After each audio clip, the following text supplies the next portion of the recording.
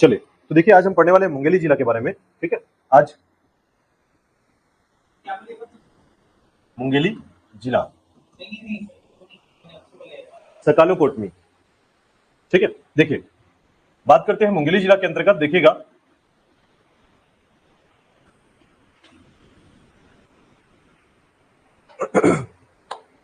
तो मुंगेली जिला अपने आप में कैसा एक इतिहास है, या फिर इसके बारे में हम क्या क्या जानते हैं, इसके संबंध में क्या क्या जानकारी होना चाहिए, इसके मुख्य बिंदुओं को, खासकर भौगोलिक विवरण को जो है थोड़ा सा ध्यान दीजिएगा कि इसके अंतर्गत जो है इसका जो ज्योग्राफिकल स्ट्रक्चर है, साथ ही साथ इसके अंतर्गत जो भी चीजें पाई जाती है उनको थोड़ा सा ध्यान रखिएगा। ठीक है, तो मेनली देखिएगा मुंगेली जिला के अंतर्गत हम पढ़ेंगे इसका ऐतिहासिक पृष्ठभूमि, कैसे इसका गठन हुआ। दूसरा, हम पढ़ने वाले हैं इसका प्रशासनिक स्थिति, साथ ही साथ हम पढ़ेंगे इसकी भौगोलिक स्थिति के बारे में और सामाजिक और आर्थिक स्थिति के बारे में,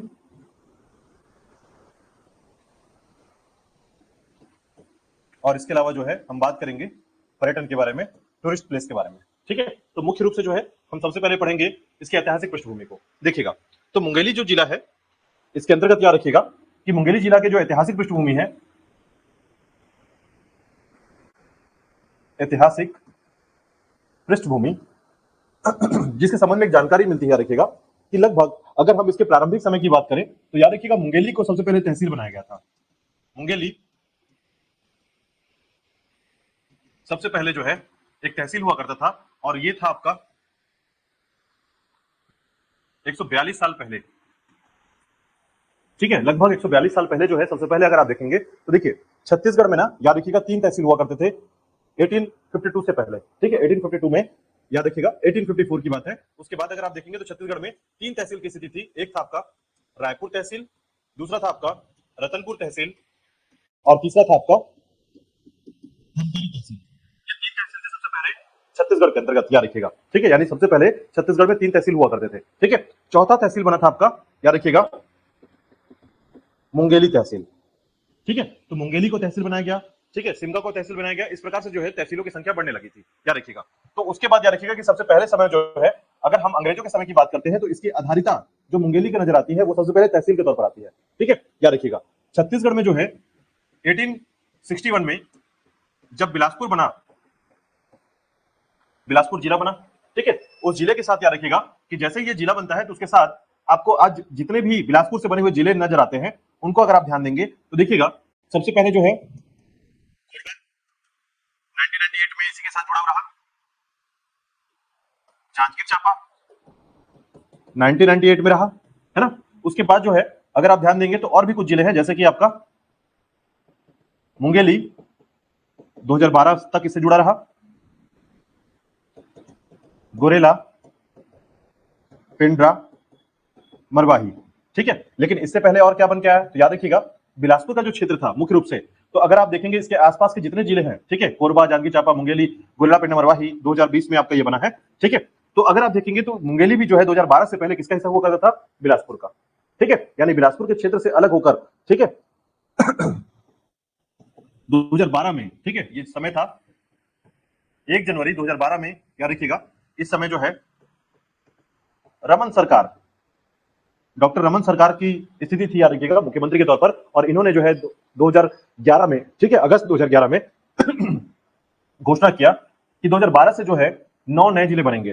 ठीक है, और उस 9 नए जिले में आपका मुंगेली जिला जो है 2012 में बनकर तैयार हुआ, याद रखिएगा मुंगेली।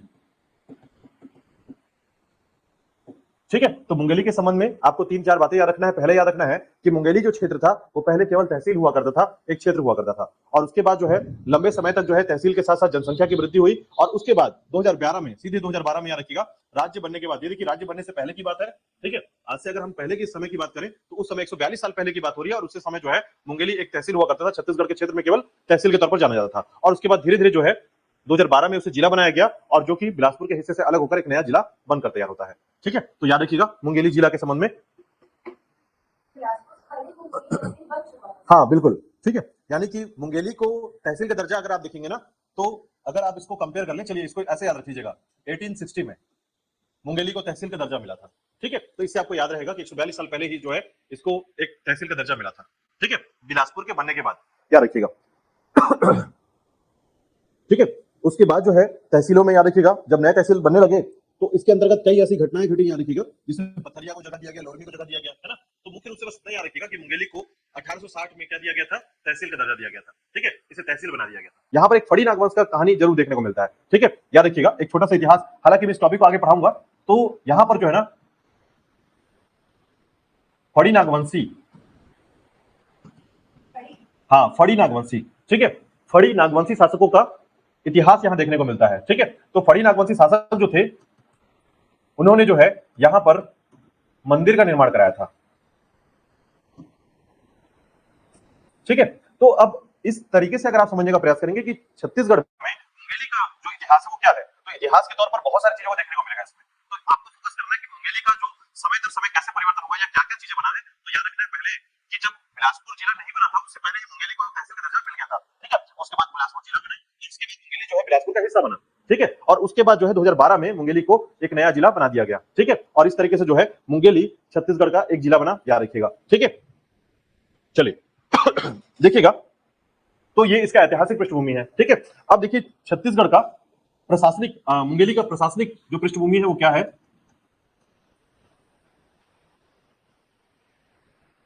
ठीक है, प्रशासनिक पृष्ठभूमि समझिएगा, जब प्रशासनिक पृष्ठभूमि की बात करते हैं तो हमारा फोकस होना चाहिए उसके डेमोग्राफी पे, कितने तहसील हैं, कितनी इकाइयां हैं। ठीक है, तो उसमें याद रखिएगा पहले जनसंख्या के बारे में। तो जनरली इसकी जो जनसंख्या है वो था आपका 10 से 12 लाख।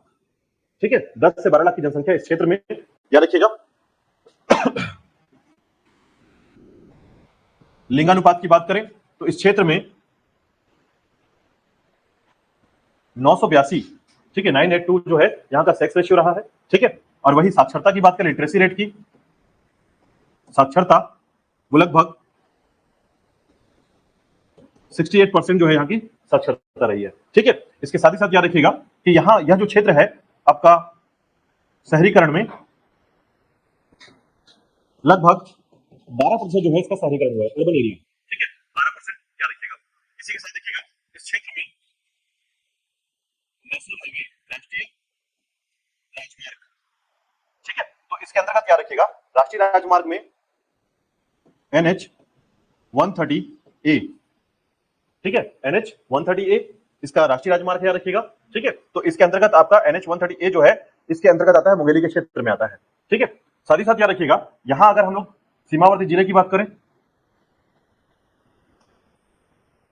सीमावर्ती जिला, तो देखिएगा सीमावर्ती जिले में पहले तो अगर आप इसके मैप को समझे तो देखिए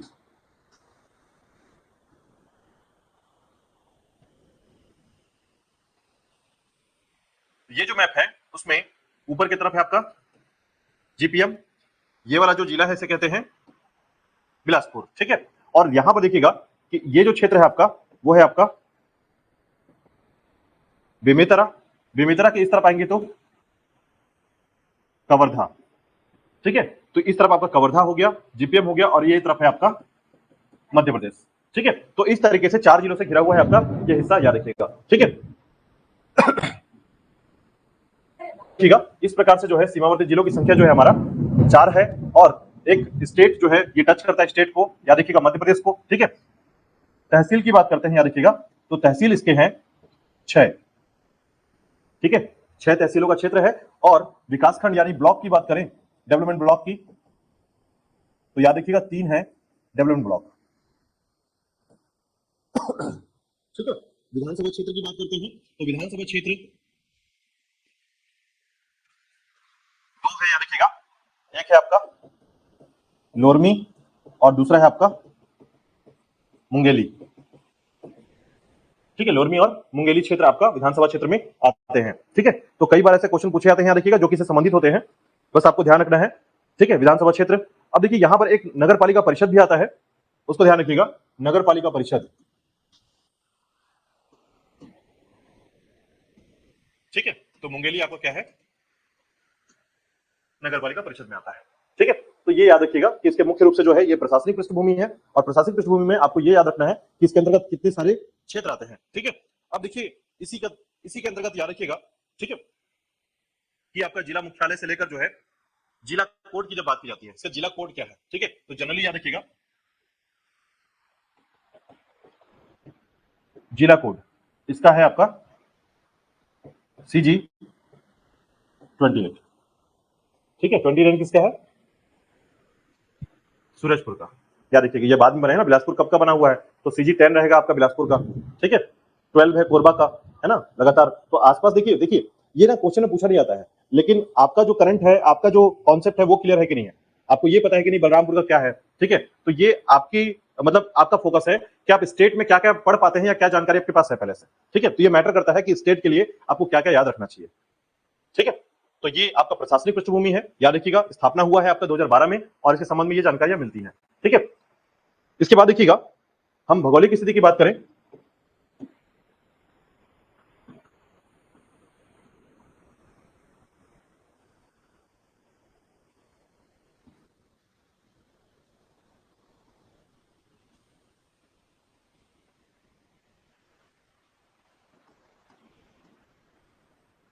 जियोग्राफिकल स्ट्रक्चर। ठीक है, मुंगेली का कैसा है, तो याद रखिएगा सबसे पहले कि अगर इसकी भौतिक संरचना को देखेंगे, फिजिकल स्ट्रक्चर को देखेंगे, याद रखिएगा, या भौतिक संरचना जिसे कहा जाता है, तो उसके अंतर्गत जो है ये महानदी बेसिन का पार्ट है। ठीक है, ये महानदी बेसिन के अंतर्गत आता है। इसी के साथ याद रखिएगा कि अगर हम लोग इसके चट्टानों की बात करें तो मुख्य रूप से कौन सी चट्टानें पाई जाती है यहाँ पर, याद रखिएगा चट्टानें यहाँ पर पाई जाती है। और हम खनिज की बात करें कि मुख्य रूप से यहाँ पर खनिज क्या मिल सकता है, तो याद रखिएगा इन क्षेत्रों में आपको चूना पत्थर और डोलोमाइट। ठीक है, चूना पत्थर और लाइमस्टोन और डोलोमाइट जो है ये आपका मिनरल्स मिल सकता है, खनिज। ठीक है, इसके अलावा इन क्षेत्रों में जो मिट्टी पाई जाती है वो कैसी होती है, तो याद रखिएगा लाल पीली मिट्टी। ठीक है, और मुख्य फसल जो है इन क्षेत्रों में आपको मिलेगा धान की, यहां पर मुख्य फसल है धान का फसल। ठीक है, इसके साथ ही साथ याद रखिएगा अगर हम इन क्षेत्रों में नदी की बात करें तो मुख्य रूप से याद रखिएगा इस क्षेत्र में जो मुख्य नदी है, रिवर है, वो है आपका मनियारी, टेशुआ, आगर, छोटी नर्मदा, घोंघा, ये सभी नदियां हैं, याद रखिएगा। ठीक है, हाँ, टेसुआ, आगर, छोटी नर्मदा और घोंघा। ठीक है, घोंघा डैम सुना होगा आपने बिलासपुर में, इसी पर बना है, याद रखिएगा। ठीक है, तो याद रखिएगा टेसुआ, आगर और छोटी नर्मदा और घोंघा। ठीक है, अब देखिए इसके अलावा जो है आपको याद रखना है कि इन क्षेत्रों में मनियारी नदी एक मुख्य नदी है, और खासकर याद रखिएगा यहां पर एक अभ्यारण्य है, ठीक है, जिसका नाम है अचानकमार अभ्यारण्य। ठीक है, आगे डिटेल में पढ़ेंगे इसके बारे में। याद रखिएगा अभ्यारण्य सेंचुरी है, और ये सेंचुरी जो है अचानकमार अभ्यारण्य के नाम से जाना जाता है। ठीक है,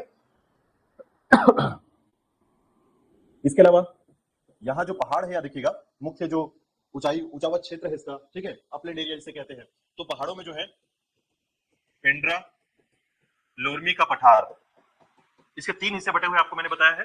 ठीक है, कोरबा में एक हिस्सा है, उसका दूसरा हिस्सा जो है आपके जीपीएम में है, और तीसरा हिस्सा है आपके मुंगेली में। ठीक है, तो यहां पर इसका कौन सा हिस्सा आता है, तो याद रखिएगा चंदेली पहाड़, इसकी हाइट है 810 मीटर, याद रखिएगा। ठीक है, कोरबा में कौन सा हिस्सा है, नाम बताइए जल्दी से, कोरबा में कौन सा हिस्सा है इसका, लाफागढ़। ठीक है, जीपीएम में कौन सा हिस्सा है, पलमा चोटी। ठीक है, पलमा चोटी, याद रखिएगा। और यहां कौन सा हिस्सा है इसका, याद रखिएगा चंदेली पहाड़। ठीक है, इस प्रकार से 3 हिस्से में ये बटा हुआ है, याद रखिएगा, और तीनों का विस्तार है। ठीक है, हालांकि पेंडल उर्मी का पठार जो है ना, ये विच्छेदन है, याद रखिएगा। ठीक है, इरोज्ड है। इरोज्ड का मतलब होता है कि मैकल श्रेणी का एक ऐसा हिस्सा जो टूट के अलग हो गया है। ठीक है, तो ये मैकल श्रेणी का ही एक हिस्सा है, लेकिन टूट कर अलग हो गया है, याद रखिएगा। ठीक है,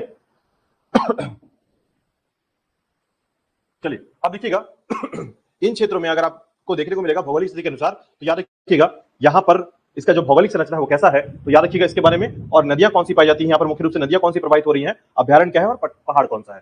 ठीक है, अब देखिएगा इसके अंतर्गत जो है इसके अगर मैप की संरचना अगर हम देखें, ठीक है, तो इसकी संरचना कैसे दिखती है मैप में देखते हैं, देखिएगा। ठीक है,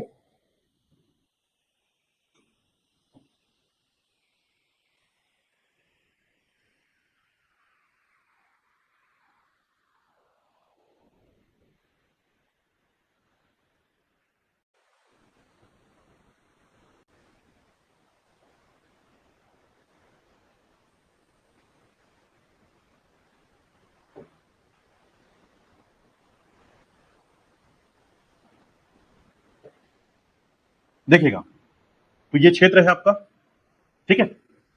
इसके अंदर देखिएगा जो मुंगेली जिला है,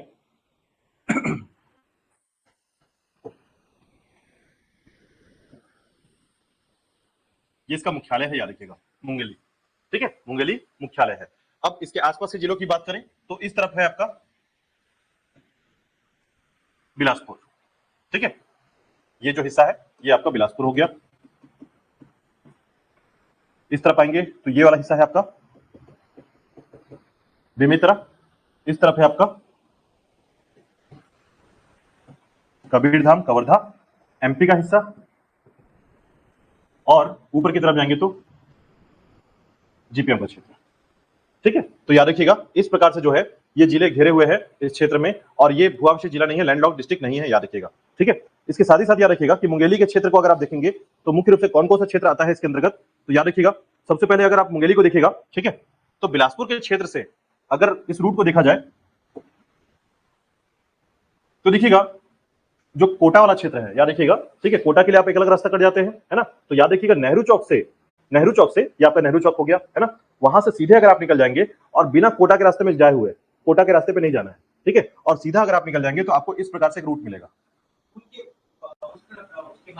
हाँ उसके बाद वाला, ठीक है, तो हाँ उस्लापुर को क्रॉस किया आपने, सीधा निकल जाइए एकदम, ठीक है, और एकदम सीधा निकल जाएगा तो तखतपुर वाले रास्ते से होते हुए आप कहां पहुंच जाएंगे, मुंगेली पहुंच जाएंगे, और यही है आपका NH 130A, याद रखिएगा, ठीक है, मुंगेली से होते हुए फिर कहां पहुंच जाएगा, ये कबीरधाम का, और कबीरधाम के पंडरिया में ये खत्म होता है, याद रखिएगा, कबीरधाम का पंडरिया,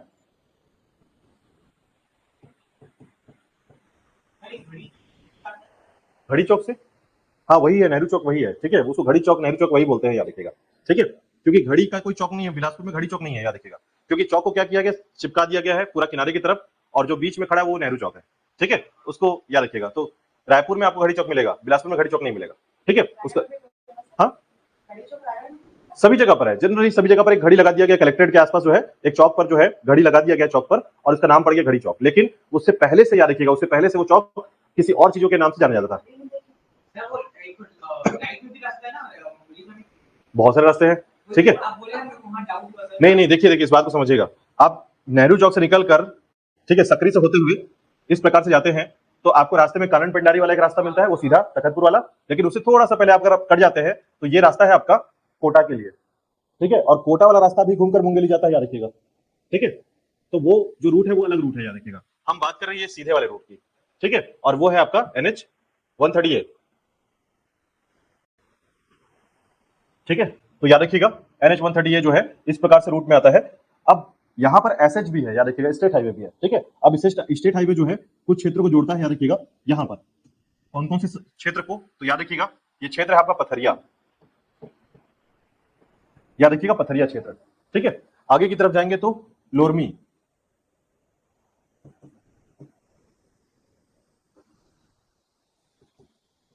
जरहा गांव, ठीक है, तो मुख्य तहसीलों का नाम याद करते चलिएगा कि कौन कौन से तहसील है यहाँ पर, ये सभी तहसीलों में आते हैं, याद रखिएगा, पथरिया, लोरमी, मुंगेली, जरहा गांव, ठीक है, इसके बाद लाल थाना के नाम से याद रखिएगा, ठीक है, और उसके बाद एक जो महत्वपूर्ण है, याद रखिएगा, जिसके अंतर्गत आता है आपका जरहा गांव वाला जो रूट दिख रहा है आपको ना, ये SH 10 है, ध्यान रखिएगा, SH 10, ठीक है, SH 10 जरहा गांव का, तो ये जो आपको दिख रहा है रूट वो SH 10 में आता है, ठीक है। अब इसी के अंतर्गत कौन कौन से रूट आते हैं या कौन कौन से क्षेत्र आते हैं उसका थोड़ा सा ध्यान रखिएगा, आपका लालपुर थाना, ठीक है, उसके बाद जो है आपका ये आपका लालपुर थाना है,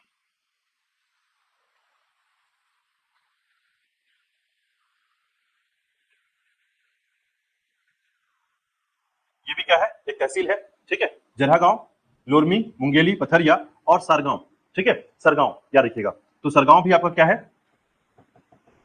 एक तहसील होता है, याद रखिएगा, सरगांव तहसील, ठीक है, तो टोटल कितने तहसील हुए, 6 तहसील, विकासखंड कितने हैं, 3, ध्यान रखिए कौन कौन से विकासखंड है, लोरमी, मुंगेली और पथरिया, ठीक है, याद रखिएगा, और अगर आपसे विधानसभा क्षेत्र या कॉन्स्टिट्यूंसी पूछा जाए तो याद रखिएगा मुंगेली और लोरमी इसका विधानसभा क्षेत्र है, ठीक है। चलिए अब देखिएगा इसके बारे में हम कुछ पर्यटनों की बात करेंगे, पर्यटन क्षेत्र की बात करेंगे और सामाजिक और आर्थिक विशेषता की बात करेंगे, ठीक है, तो अगर हम सामाजिक और आर्थिक की बात करें तो आर्थिक क्षेत्र के अंतर्गत आपको याद रखना है IDC को, ठीक है, यहां पर 2 IDC है, याद रखिएगा, ठीक है, एक है आपका खमरिया क्षेत्र, ठीक है। और दूसरा आईडीसी याद रखिएगा पर्सिया, ये आपका अभी क्या है, प्रस्तावित है, ठीक है, प्रपोजल में है अभी, और ये प्रस्तावित है याद रखिएगा, जिसका नाम है पर्सिया, ठीक है। तो आईडीसी के तौर पर आईडीसी क्या होता है, मैंने इसके बारे में बताया आपको। आईडीसी जो है इंडस्ट्रियल डेवलपमेंट एक सेंटर है याद रखिएगा, जिसमें सरकार क्या करती है, जगह को चिन्हांकित करती है, ठीक है, नोटिफाई करती है, और उसके बाद उसे जो है डेवलप करने का प्रयास करती है, ठीक है। चाहे वो सेंट्रल गवर्नमेंट हो, चाहे फिर वो स्टेट गवर्नमेंट का हो, दोनों गवर्नमेंट इसे करते हैं याद रखिएगा। तो आईडीसी के लिए आपके स्टेट में जितने भी आईडीसी उनका नाम आपको याद करना है, तो जिले के हिसाब से आपको याद करते चलना है कि कौन सा आईडीसी कहां कहां पर है, ठीक है। इसके बाद देखिएगा इसके अलावा अगर सामाजिक क्षेत्र की बात करें तो याद रखिएगा यहां पर मुख्य रूप से जो है आपको जनजाति जो मिलेगी वो मिलेगी बैगा जनजाति, ठीक है, और साथ ही साथ जो है अगरिया जनजाति, ठीक है। तो बैगा जनजाति और अगरिया जनजाति जो है मुख्य रूप से, देखिए बिलासपुर के आसपास, मैकल श्रेणी के आसपास जो है सबसे ज्यादा जो जनजाति मिलेगी वो बैगा जनजाति मिलेगी, याद रखिएगा, ठीक है। नहीं ऐसा मत सोचिएगा, देखिए बैगा जनजाति जो है ना हमारे यहाँ केवल और केवल मैकल श्रेणी के आसपास के जिलों में ही मिलती है, ठीक है। और इसी के लिए जो है प्राधिकरण बनाया गया है, यानी कि कवर्धा क्षेत्र का कवर्धा प्राधिकरण बैगा जनजाति के लिए बनाया गया, विशेष प्रकार से याद रखिएगा, ठीक है। तो इसलिए याद रखिएगा कि इस क्षेत्र में चूंकि कवर्धा से लगा हुआ है ये, तो यहाँ भी बैगा जनजाति और अगरिया जनजाति रहते हैं, याद रखिएगा, ठीक है। चलिए पर्यटन की बात करते हैं, देखिएगा पर्यटन के तौर पर जो है ना आपको कुछ जगहों का नाम याद कर लेना है। पहला याद रखिएगा श्वेत गंगा, ठीक है, श्वेत गंगा याद रखिएगा। इसी के साथ याद रखिएगा इस क्षेत्र में अचानकमार अभ्यारण्य, मत्कु द्वीप, मत्कु द्वीप। इसके अलावा जो है आपको याद रखना है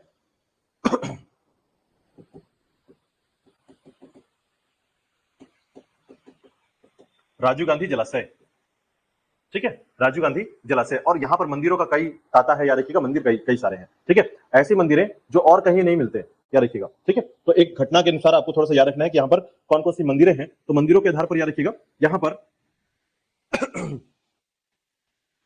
जैसे खर्रा घाट, हाँ महादेव मंदिर, खर्रा घाट महादेव मंदिर, याद रखिएगा, ठीक है। उसी प्रकार हथनी कला, ठीक है, हथनी कला क्षेत्र। और उसी प्रकार याद रखिएगा धूमनाथ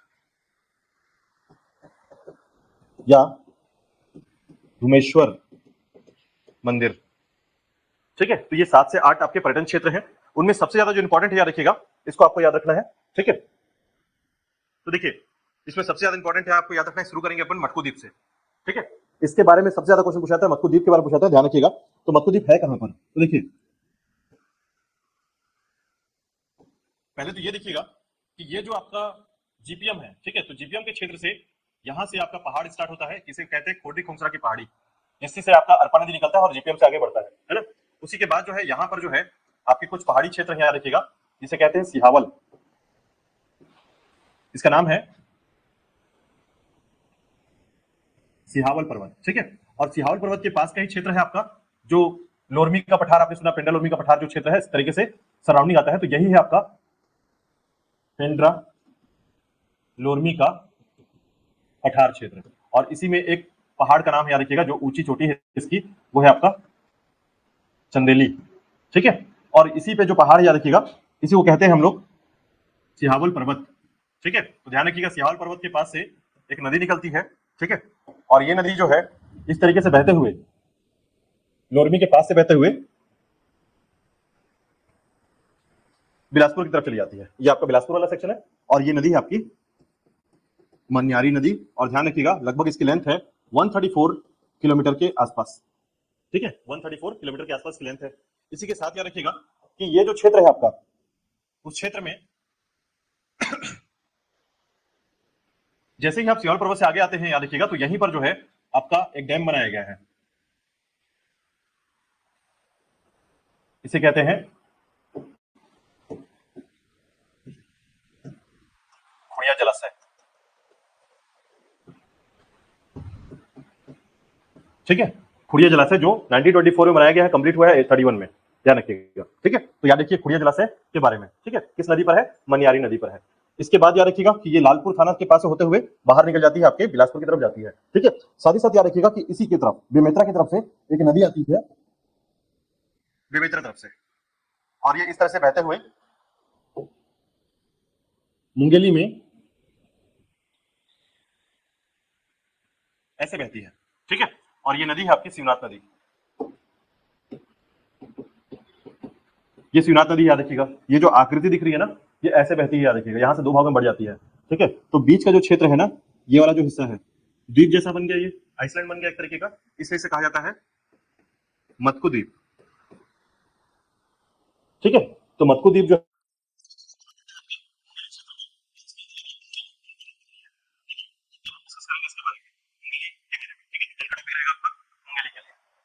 नेक्स्ट क्लास आप लोग की है, ठीक है। चलिए, तो देखिएगा, हम पढ़ रहे थे मुंगेली जिला के बारे में, और मुंगेली जिला के अंतर्गत हमने पढ़ा था ऐतिहासिक पृष्ठभूमि, पढ़ा हमने उसका, प्रशासनिक पृष्ठभूमि देखा, और उसके बाद हम पढ़ रहे थे भौगोलिक क्षेत्र के अंतर्गत, ठीक है। तो देखिएगा, इसके अंतर्गत हमने स्टार्ट किया था कि कौन कौन से क्षेत्र आते हैं। आपको यहाँ पर पर्यटन को मुख्य रूप से याद करना है, ठीक है। और सबसे पहले मैं बता दूं कि आप पर्यटन में जो है मत्कु द्वीप को याद रखिएगा, मत्कु द्वीप, ठीक है। देखिए, मत्कु द्वीप की बात करेंगे, याद रखिएगा, तो इसके अंतर्गत जो है ना, इसका नाम है मत्कु द्वीप, ठीक है। कई बार एग्जाम में पूछा गया, ध्यान रखिएगा, इससे बहुत सारे क्वेश्चन पूछे जाते हैं, और आपका ध्यान पूरी तरीके से इसमें होना चाहिए, ठीक है। समझिए क्या क्या मत्कु द्वीप का नाम जो है ना, ऐसा कहा जाता है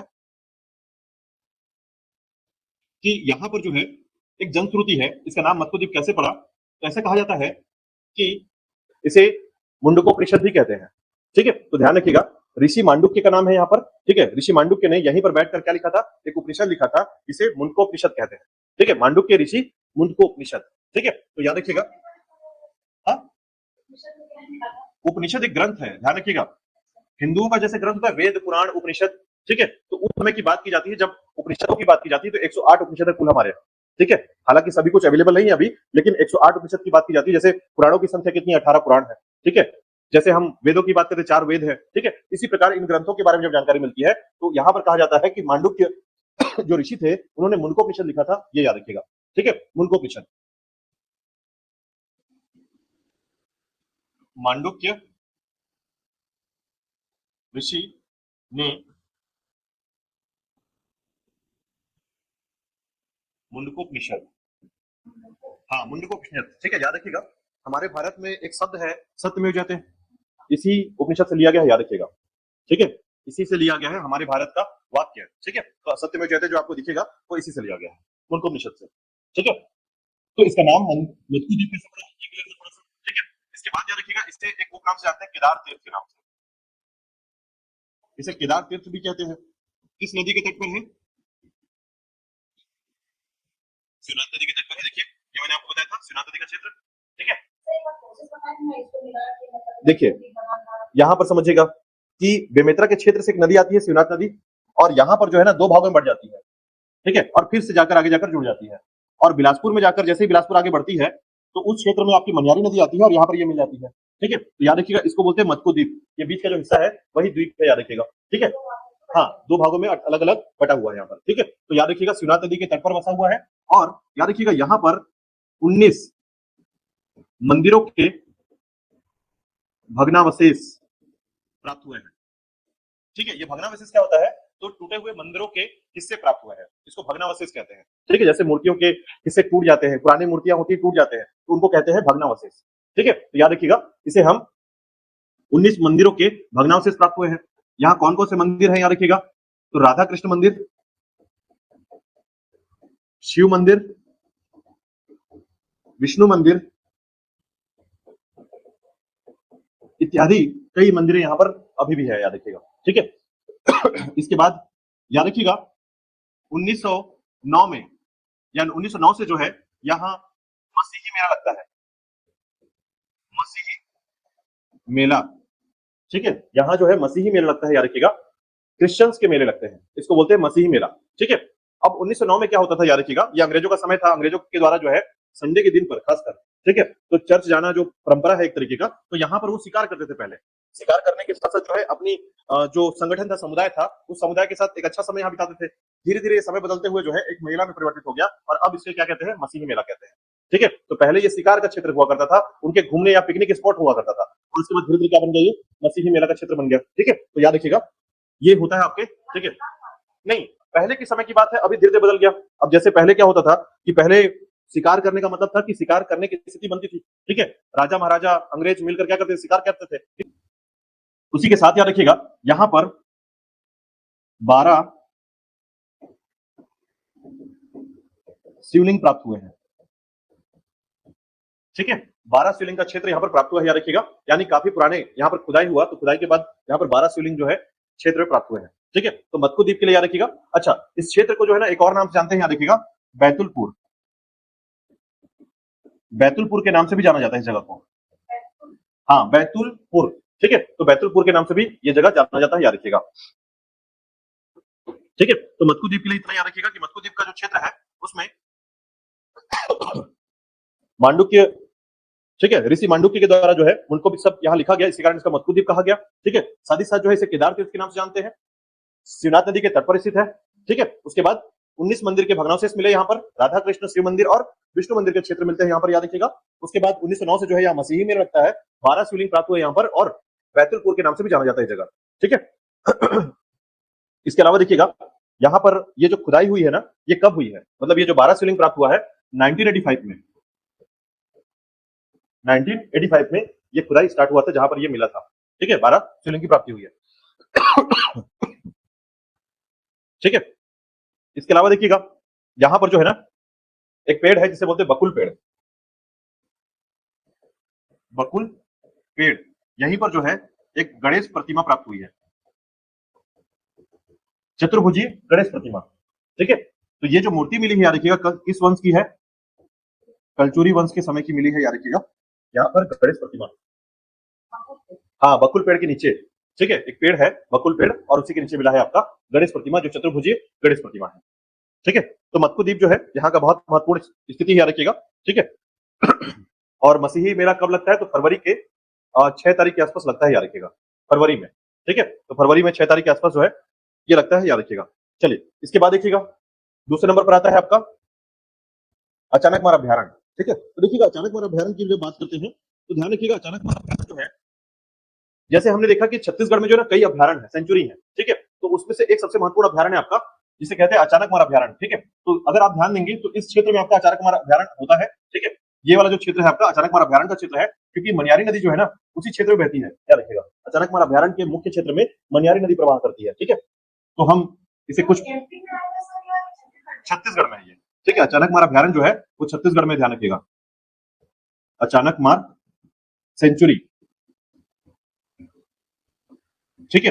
अचानक मार सेंचुरी जो है आपका ये अभ्यारण्य जो है 1975 में बनाया गया था, याद रखिएगा, ठीक है, 1975 में बनाया गया इसे।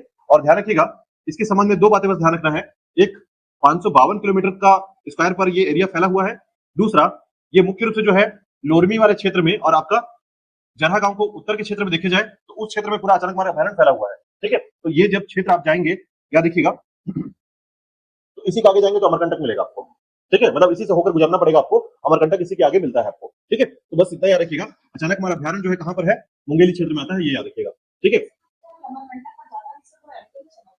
वो शुरू से एमपी में है, अमरकंटक तो एमपी में ही है शुरू से, ठीक है।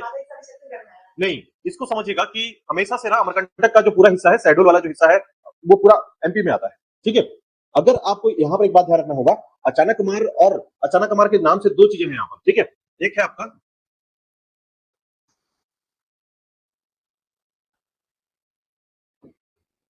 आपका अचानक मार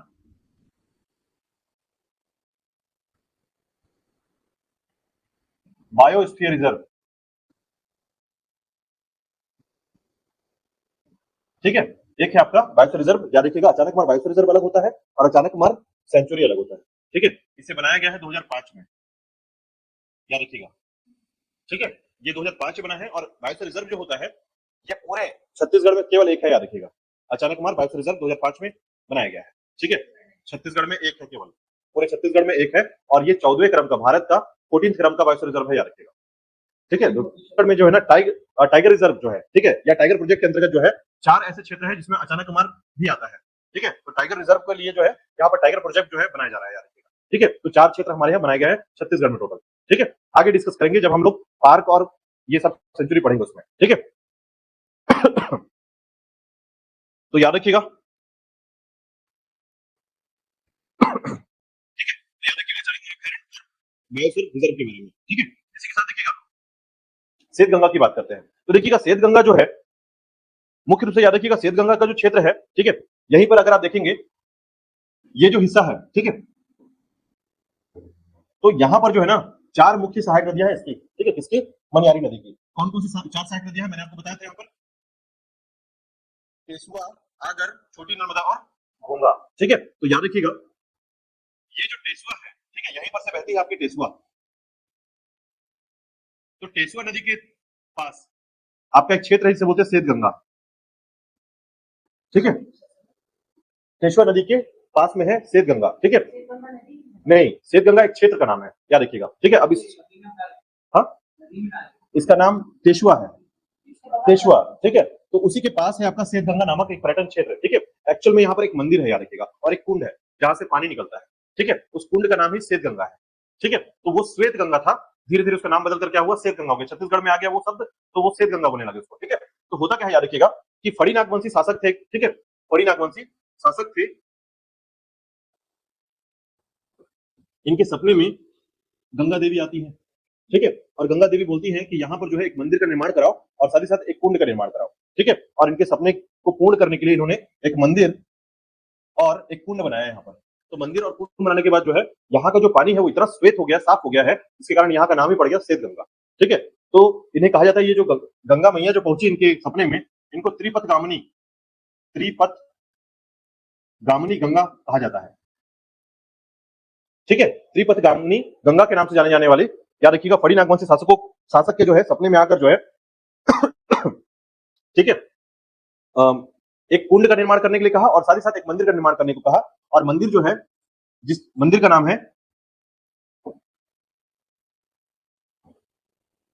जानकी राम मंदिर, जानकी राम मंदिर, ठीक है, राम जानकी राम मंदिर का निर्माण करवाया, ठीक है। तो ये पर्यटन क्षेत्र याद रखिएगा, धार्मिक रूप से जुड़ा हुआ है, आपको याद रखना श्वेत गंगा इससे जुड़ा हुआ है। तो एक कुंड है, ठीक है, जिसे श्वेत गंगा के नाम से जानते हैं, और एक मंदिर है जानकी राम मंदिर, ठीक है, ठीक है। तो याद रखिएगा इस मंदिर को जो है ना, आप बस इतना याद रख लीजिएगा कि इस क्षेत्र में कई बार क्वेश्चन पूछा जा सकता है, याद रखिएगा। टेसुआ नदी है आपका ये, और टेसुआ नदी के पास ही आपका श्वेत गंगा, और श्वेत गंगा फेमस है किसके लिए? एक कुंड, और याद रखिएगा राम जानकी मंदिर के लिए फेमस है। जैसा कि मैंने बताया त्रिपथगामिनी गंगा जो है फड़ी नागवंशी शासक के सपने में आकर जो है एक कुंड और एक मंदिर निर्माण की बात कहते हैं, ठीक है। और उसके बाद जो है, क्योंकि यहाँ का पानी स्वच्छ है, श्वेत है, इसी कारण इसका नाम क्या पड़ गया? श्वेत गंगा पड़ा, ठीक है, ध्यान रखिएगा। चलिए उसके बाद देखिएगा नेक्स्ट है आपका राजीव गांधी जलाशय, ठीक है। तो देखिएगा मैंने आपको यहाँ पर बताया था कि मनियारी नदी पर जो है एक खुड़िया जलाशय बनाया गया जिसका नाम रखा गया है राजीव गांधी जलाशय, याद रखिएगा, ठीक है। 1924 में स्टार्ट किया गया, 31 में कंप्लीट किया गया है, याद रखिएगा, ठीक है। तो आपको ध्यान रखना है कि इसे राजीव गांधी जलाशय, मनियारी जलाशय या खुड़िया रानी जलाशय भी, खुड़िया जलाशय भी कहते हैं, ठीक है। तो ये 3 नाम से जाना जाता है, याद रखिएगा। इसके बाद देखिएगा धुमेश्वर मंदिर, ठीक है। ये धूमनाथ के धुमेश्वर मंदिर क्या है, तो ध्यान रखिएगा शंकर जी का एक मंदिर है, ठीक है। तो आपका सरगांव के पास ये जो सरगांव है धूमनाथ धुमेश्वर मंदिर जो है, इस सरगांव के पास स्थित एक मंदिर, याद रखिएगा, शंकर जी का एक मंदिर है। लेकिन ध्यान रखिएगा इसमें जो है ना, उसमें सिंदूर लगा हुआ है और उन्हें धुमेश्वरी देवी मंदिर भी कहते हैं, ठीक है। प्रतिमा किसकी है? शिव जी की, ठीक है, शंकर जी की, लेकिन सिंदूर लगा हुआ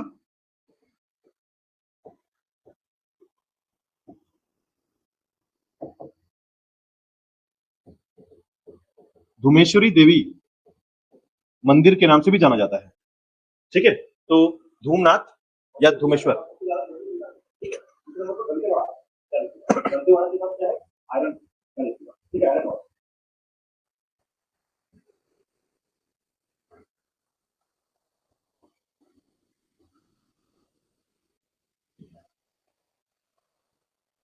चलिए, ठीक है। तो ये याद रखिएगा इसके अंतर्गत, ठीक है। अब इसके बाद देखिएगा नेक्स्ट है आपका खर्रा घाट महादेव मंदिर, ठीक है। तो खर्रा घाट महादेव मंदिर के बारे में याद रखिएगा। देखिए खर्रा घाट जो महादेव मंदिर है ना, इसके संबंध में कहा जाता है जैसे आपने पढ़ा कि टेश्वर नदी इसकी सहायक नदी है, उसी प्रकार देखिएगा यहां पर एक नदी है जिसे कहते हैं आगर नदी, आगर नदी, ठीक है। और इसी के तट पर बसा हुआ है आपका खर्रा घाट महादेव मंदिर, याद रखिएगा, ठीक है, शिव मंदिर है। तो इसके संबंध में कहा जाता है खर्रा घाट जो मंदिर है, ठीक है, इसके संबंध में सिर्फ एक बात ध्यान रखिएगा कि खर्रा घाट महादेव मंदिर का जो नाम है वो नाम है कुछ इस प्रकार से, खर्रा घाट महादेव गणेश्वर मंदिर। हाँ, इस मंदिर का नाम है खर्रा घाट महादेव गणेश्वर मंदिर, यही इसकी उपयोगिता है, इसका पहचान यही है कि ये अपने नाम से थोड़ा अलग है, ठीक है। तो महादेव याद रखिएगा गणेश्वर मंदिर के नाम से जाना जाता है, ठीक है। हाँ, इसलिए इंपॉर्टेंट है, इसलिए याद रखिएगा। देखिए कभी कभी क्या होता है हमारे यहाँ जो कलाएं जो होती है ना, जो कला होता है, कल्चर्स होता है, वो हमेशा कुछ अलग अलग प्रकार के होते हैं, ठीक है। तो उस आधार पर जो है इन मंदिर का जो नाम है या इस मंदिर के बारे में जो जाना जाता है वो खर्रा घाट गणेश्वर मंदिर के नाम से जाना जाता है, ठीक है। इसी प्रकार देखिएगा नेक्स्ट है आपका हथनी कला, ठीक है। तो याद रखिएगा हथनी कला जो है इनके संबंध में एक बात कही जाती है और वो है आपका यहां पर जो है दो मंदिर हैं, ठीक है। हथनी कला के संबंध में याद रखिएगा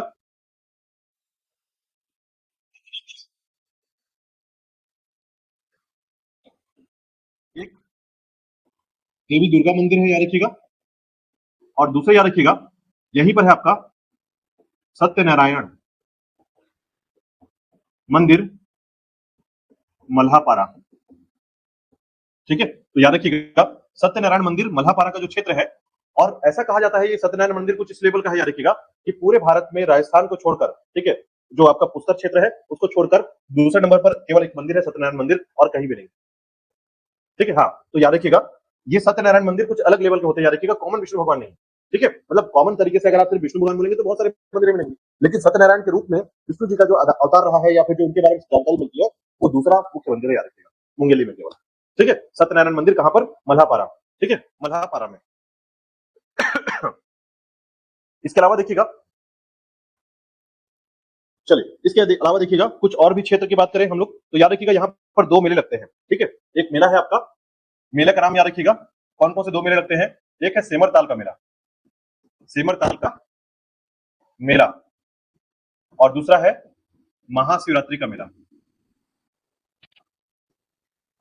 सेमरताल मेला और महाशिवरात्रि मेला, ठीक है। तो मुंगेली में दो मेले बहुत फेमस, याद रखिएगा, ठीक है। तो सेमरताल का मेला जो है आप याद रखेंगे कि ये सेमरताल का मेला जो है ये भी महाशिवरात्रि का ही एक्चुअल मेला है, ठीक है। और एक श्वेत गंगा में मेला लगता है, याद रखिएगा, जो आपका हमने पढ़ा यहाँ पर श्वेत गंगा, ठीक है। तो माघ पूर्णिमा के समय, माघ पूर्णिमा के समय यहाँ मेला लगता है, ठीक है। श्वेत गंगा मेला और सेमरताल का मेला याद रखिएगा, ठीक है, याद रहेगा दो मेला। इसके अलावा देखिएगा इस क्षेत्र में मैंने आईडीसी के बारे में बताया था, दो आईडीसी, ठीक है। तो आईडीसी का नाम यहाँ पर हमने डिस्कस किया था, खमरिया और परसिया, ठीक है, परसिया, याद रखिएगा दो आईडीसी है आपके मुंगेली क्षेत्र में, ठीक है। एक प्रस्तावित है आपका परसिया का क्षेत्र, प्रस्तावित है, ठीक है। हाँ, कंटिन्यू अभी चल रहा है, प्रोसेस में है, ऐसा कह सकते हैं, ठीक है, अभी डेवलप नहीं हुआ है। तो खमरिया जो है आपका स्टार्ट हो चुका है, लेकिन परसिया जो है अभी प्रस्तावित है, ठीक है।